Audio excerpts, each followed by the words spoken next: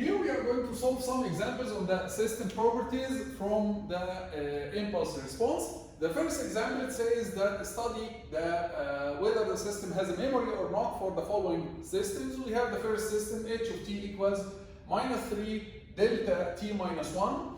So take a moment to think about it. If we have this impulse response, minus 3 delta t minus 1, we said that the system is memoryless only when h of t equals delta t multiplied by a constant, right?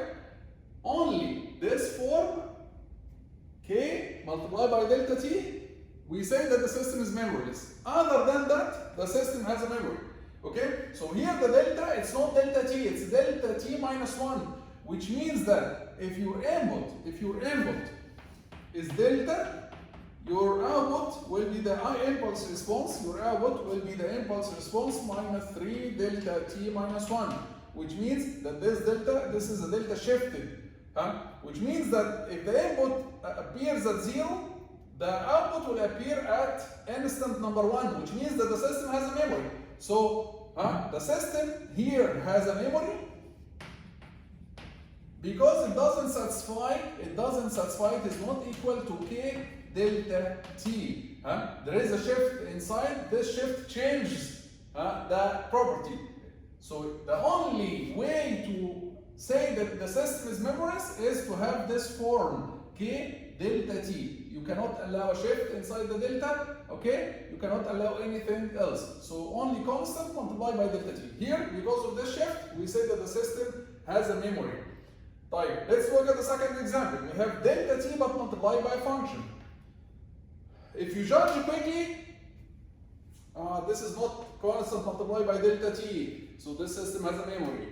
I tell you that this is wrong. You have to be careful. Why? Because when we multiply the delta times any function, if you remember, you multiply a delta times any function, you get the same delta times the value of the function at the position of the delta. The position of the delta where is the position of the delta? 0, at t equals 0. This delta exists at t equals 0. So you will get the same delta multiplied by the function at 0. Cosine 0 is 1. So we have 2 multiplied by cosine 0, 1. So this will give us that h of t equals 2 delta t. This satisfies the condition for a memoryless system. So in this case, we say that this system is memoryless. Why? Because it satisfies, it's a constant multiplied by a delta. So you have to be careful, okay? It's a function multiplied by delta, but when you multiply the delta times any function, it will give you the delta multiplied by a constant, right? And this constant represents the value of the function at the position of the delta. The position of the delta here is 0, so it will give you cosine 0, 1. Next, this is not constant multiplied by a delta, so we say that this system has a memory. Again, this is a unit step function. Again, here we have a function multiplied by unit step. This is an exponential multiplied by unit step, which means it's an exponential that exists for t greater than 0. We say that this system, again, it has a memory. So it has a memory.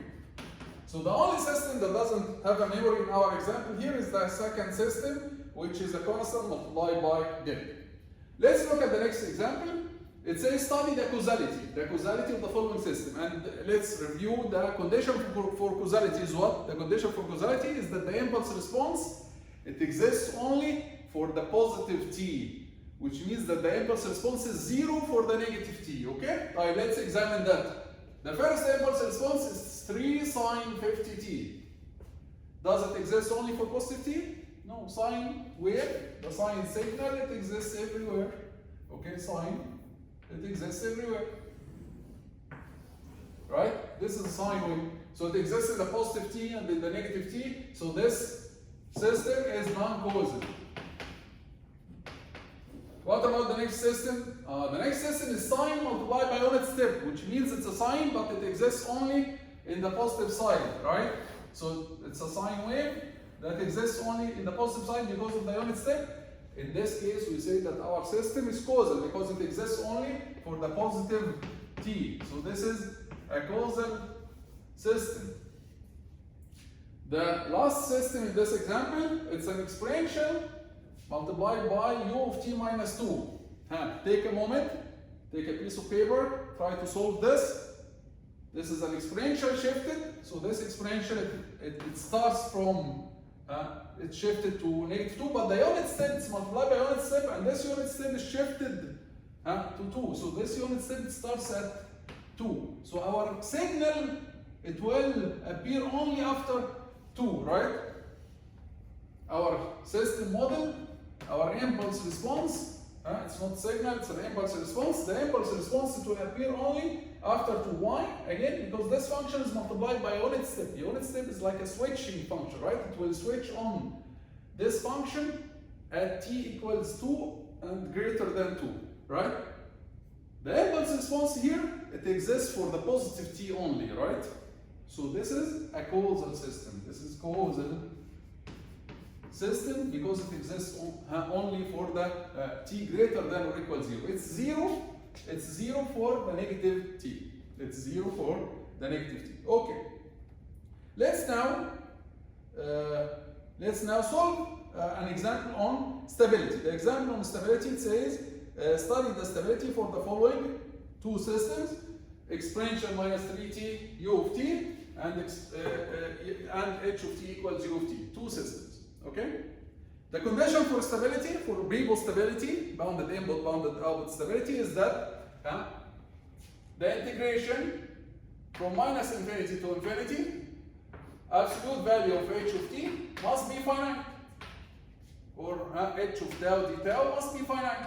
Okay? So let's do the integration. Integration from minus infinity to infinity.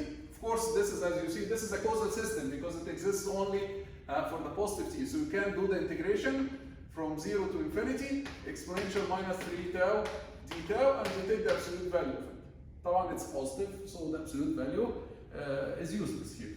Okay? Because the function, the exponential function, is positive. So if you integrate this from 0 to infinity, it will give you exponential minus 3 tau over minus 3, and then you integrate from 0 to infinity, it gives you what?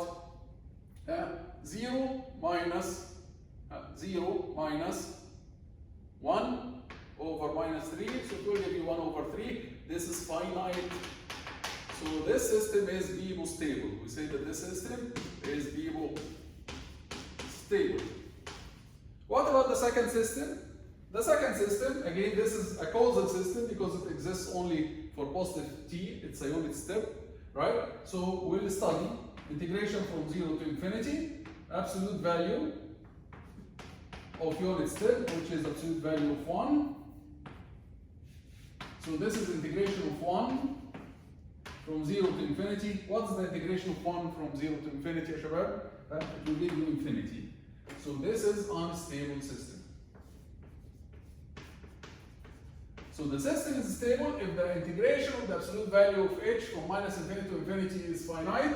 It's unstable if the integration from minus infinity to infinity is infinity. Then we say that the system is unstable. And these are some examples. You can go to the textbook and solve as many examples as you want. And see you in the next video.